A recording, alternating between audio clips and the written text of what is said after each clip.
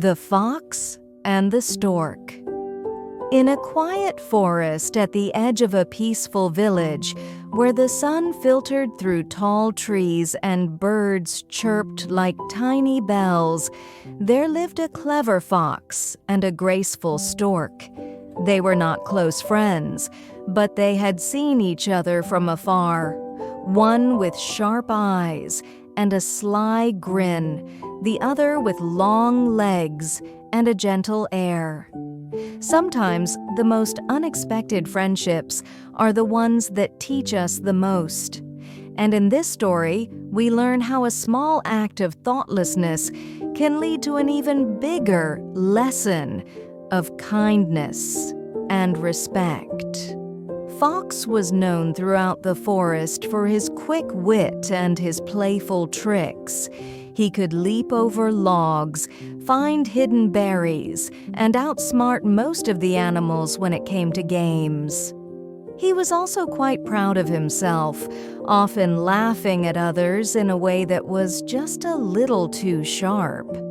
One golden afternoon, Fox was resting under an old elm tree, lazily watching the wind sway the branches above. Just then, he saw Stork walking slowly by the river, dipping her long beak in and out of the water to catch small fish.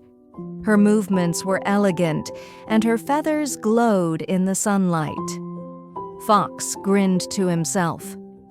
"What a perfect day to have a little fun," he thought.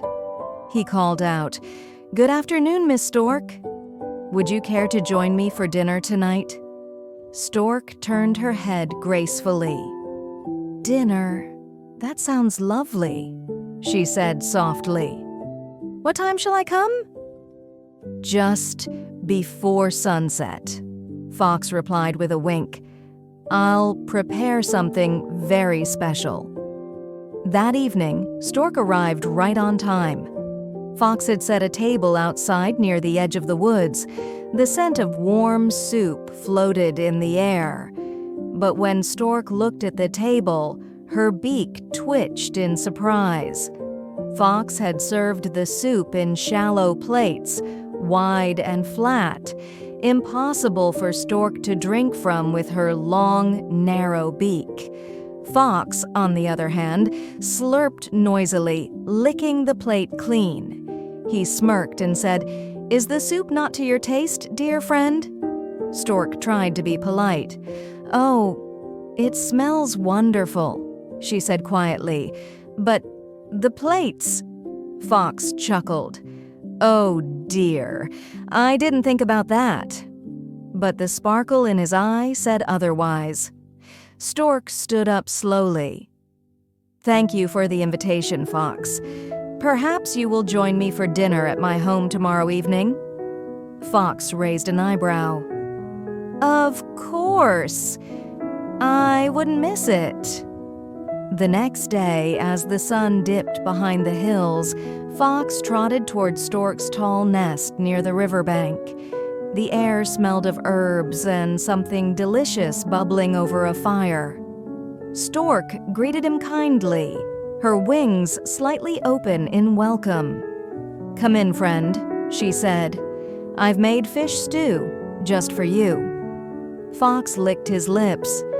At the table, Stork brought out 2 tall, slender jars, narrow at the top and wide at the base. She poured the stew into each one carefully, the aroma rich and savory. "Please," she said, "help yourself." Fox tried to reach into the jar with his snout, but it was too narrow. He sniffed, tried tilting the jar, but not a drop would come out. Meanwhile, Stork dipped her beak into her jar and ate gracefully. Fox sat back, embarrassed. "I see. This is your way of getting back at me." Stork looked at him calmly.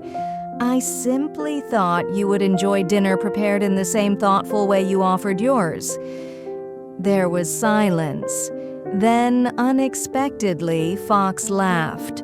Not his usual sly laugh, but a softer one. "You're right," he said. "That wasn't very kind of me yesterday." Stork nodded. "It's important to treat others the way we would like to be treated." Fox stood and bowed gently. "Thank you, Stork. You've taught me something important." From that day on, Fox became a little less mischievous and a lot more thoughtful.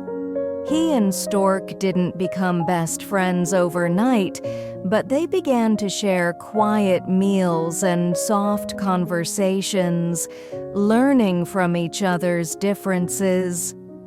And though they remained quite different in shape and spirit, they found a quiet respect, a kind of friendship that wasn't loud but very real. Sometimes we don't realize how our actions affect others, especially when we're only thinking of ourselves. But kindness isn't just about doing nice things. It's about understanding others, thinking of how they feel, and treating them with the same care we hope to receive. Even the cleverest tricks are no match for the strength of kindness, respect, and a second chance.